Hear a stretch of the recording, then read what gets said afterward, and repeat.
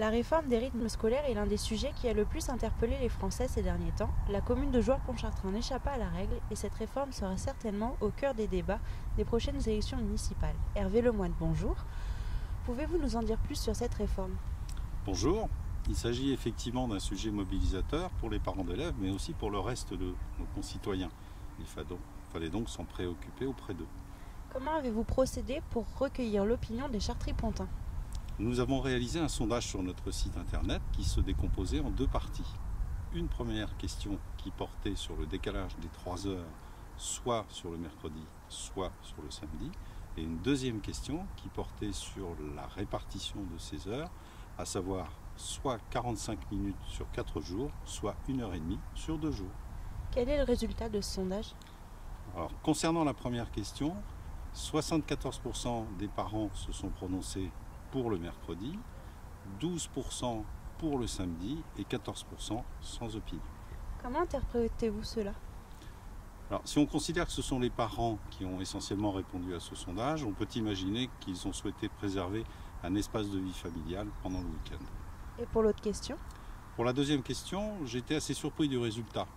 Nous avons enregistré 44% des réponses concernant la répartition sur 1h30 sur 2 jours, 41% sur 45 minutes sur 4 jours et 15% sans opinion. Et quelle est votre analyse ?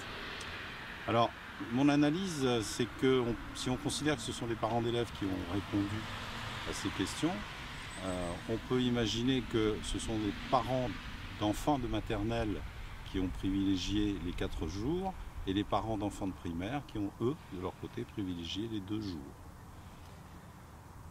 Que se passera-t-il à la rentrée 2014 ? Alors, en fait, la commune va établir un projet éducatif qui sera établi en concertation avec les parents d'élèves, les enseignants et l'éducation nationale. Et c'est à partir de ce projet que seront mis en place les rythmes scolaires à la rentrée de septembre 2014.